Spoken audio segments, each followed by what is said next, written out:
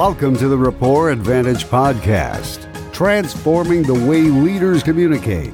Here's your host, human behavior expert and professional speaker, Swire-Clark. Welcome to the show. What? Oh, no. My desk is a train wreck. Oh, man. So you lost the notes. I can't find the notes. We're in trouble. What? Yeah, we got problems. So it's winging a prayer on the podcast today. Yes. But that's okay. We're normally winging a prayer anyway with a slightly modified outline. Welcome to the Rapport Advantage Podcast. We are excited to have you with us today. If you haven't listened to our podcast before, shut up. Seriously, you've never listened to our podcast before? Shame on you. No, seriously. If you haven't listened to the show before, go back and listen to episodes 2 through 6. That gives you a nice introduction to the DISC profile and the nomenclature that we use and all of the things that give you that foundational knowledge so that you're prepared to hear us talk about D's and I's and S's and C's today. Here in episode 30-something, wherever we are now, there's a lot of them. As always, we are here to help you break down the walls of miscommunication, increase your emotional intelligence, and build better relationships in the workplace and beyond. I am Swire-Clark, CEO, speaker, and emotional intelligence expert on every day that ends in a Y. And I'm Liz Parker, certified behavioral analyst who does job benchmarking along with that and a strategic growth consultant. Thank you. Everyone loves Liz. I mean, she gets all the fan mail. I mean, she's like, oh, that lady, she's so nice. I'm like, but what about me? Anyway, so today we're going to continue our 4-part series of identifying DISC styles through blank. So we're basically trying to give you tools in your tool belt. Today's episode is identifying styles through office decor. 2 weeks ago, we talked about identifying styles through vocal tones and speech patterns. And then last week, we touched on body language. So now we're giving you another tool in the tool belt that talks about office decor. And the caveat for today's episode is we're going to look for office decor and the differences in between different folks as long as your company allows you to make those changes to your cubicle / office / whatever you're happen to be working at. Because if they don't, then you're very limited. Everyone's going to be the same kind of plain Jane walls and everything else. Even in those kind of environments, you will still see people trying to put their own personality into it. So it may not be as big and bold, but if you look, you'll see a little bit of a change. So I think they'll be able to still follow our clues. Especially those eyes. I mean, they will work hard, scratch, claw, fight to get a little pink heart up on the wall or what have you. So we'll jump into the D's first, Liz, and let you get started with that. Yes. Well, I am part of a high D and I have plaques, awards, signs of success are all up on my wall. It's I have 2 offices. So one office is a very classic setting where it's more of my feel good, feel big office. So, high Ds have a big ego, so they like to have that. Whereas my desk still remains messy as a D. I have piles. I kind of know where it is, but I got to shuffle through everything to try and find it. And usually, typical Ds who are big Ds will have those wooden desks, leather chairs, kind of wingback looking conventional furniture. Yeah, that cold mahogany look, big picture. Almost, you think about going into a lawyer's office and the kind of scene there with the big mahogany desk in the front, that leather back chair and books on the walls, and just that very formal classic office look that you would typically see as a sign of success. Yes, I've got the cherry desk and I've got the big leather back chair and life is good. So let me save you. Go to the eyes.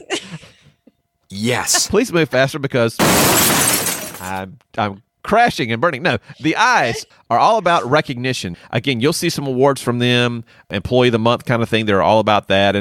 But they're also into making that office space their own. So there's a lot of personality there.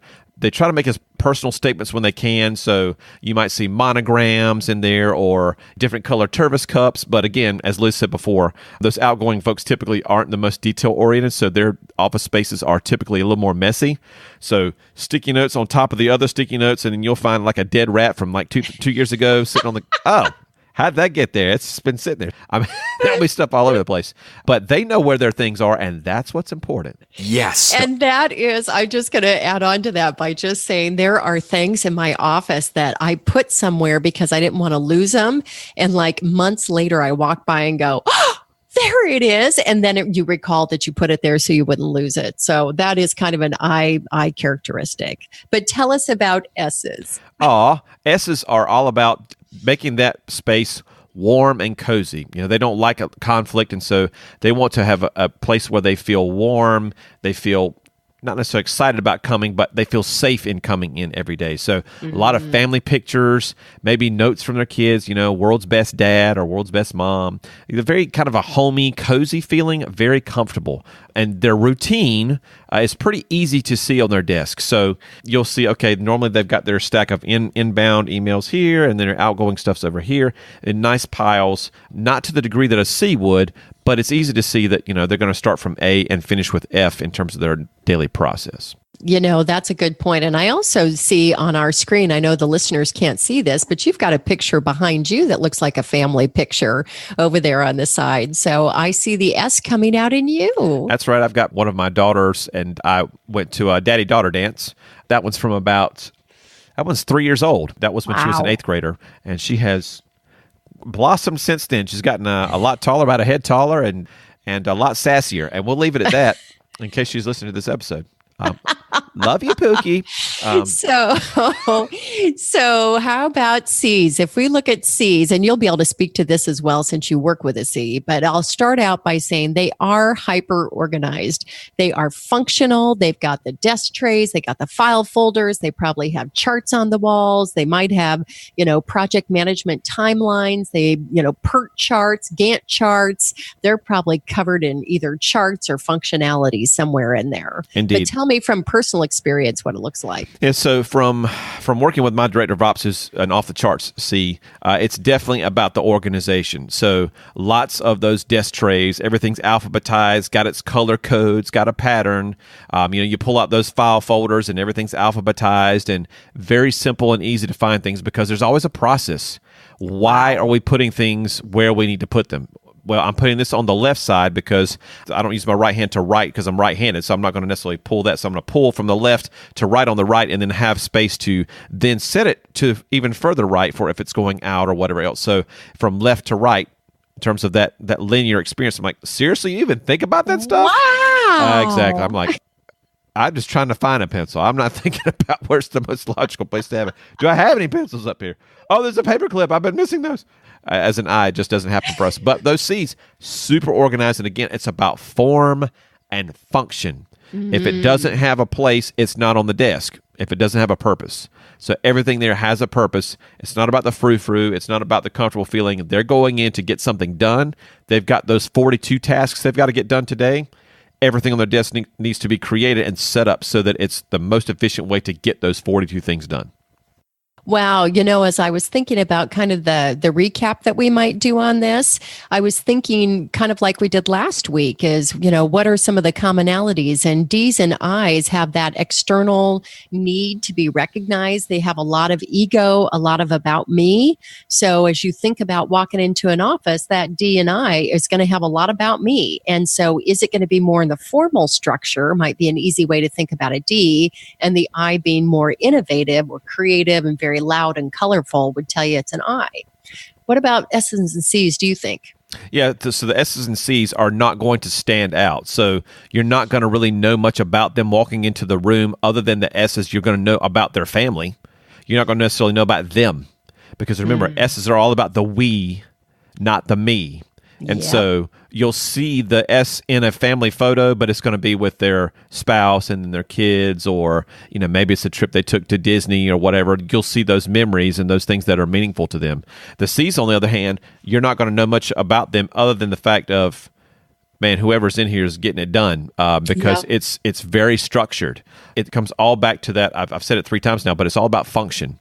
That's just ingrained in who they are. So where they're working, it's got to be a functional area with nothing out of place and nothing where it causes them to make delays. Whether that be coffee mug goes over here, my planner goes over here, everything's online now in terms of scheduling and calendars and things like that. Or otherwise, you would see like big planners on their desks. Like, back when we were growing up, you would have those nice big planners and everything's scribbled down. Yeah. Red would be all my personal stuff. My blue pen would be for all the business stuff going on. So very hyper organized. And from the S and C front, you don't know much about them again, from the S's, you'll know about their family, but the C's, you just don't know anything about them because it's like there's a robot working in there because they don't come to socialize or they don't come to individualize. They come to process and get things done. Yeah, I think that's a great recap from that standpoint. Very good. D's, I's, you're going to know about them. S's and C's you won't. D's and I's, recognition. S's and C's, don't want any of that stuff. Messy desks for those D's and I's. Very nice and organized from the S and C perspective. And that's going to wrap up this episode. Liz, how can folks get in touch with you? Thank you so much for joining me today. Oh, you're welcome. They can reach me by emailing me at liz@ltresults.com or going to my website at ltresults.com. How about you? Awesome. They can visit me at alexswire-clark.com or thereportadvantage.com. But also, the main thing we want people to do is to join our Facebook group. So you head over to Facebook and search the Rapport Advantage podcast. Make sure you put the podcast part on there. And I forgot to do that. And our group will appear. Just click to join. Liz and I are there. We have other folks that have joined us as well. And we've got some great questions of the week type of thing to get your feedback on. And also, we'd be happy to answer any individual questions that you have, as well as our community is there to help answer those questions in terms of, I've got a situation with my sister where, I just can't get along with her for whatever reason, or my gosh, my son is just so different than me. I'm driven and I'm success oriented, and all they want to do is just sit home on the couch and practice their banjo. Well, there's something to be said for that. Let's have an assessment or what have you, but we can certainly help you with that. On our next podcast, we're going to dive into the fourth part of our 4-part series, which is identifying styles by attire, which will be lots of fun. And Liz will be able to go back to her time overseas and read that story, which will be awesome. I can't wait. So we're going to be looking for those power suits and casual Friday on Monday mornings as that podcast is released on Tuesday. We thank you for listening to us and being a part of our podcast today. We certainly appreciate your patronage, and we'll see you next week. Bye-bye. Thanks for listening to the Rapport Advantage podcast. We'd love to hear from you. Join the conversation on Facebook at The Rapport Advantage and follow us on Twitter at Rapport Podcast.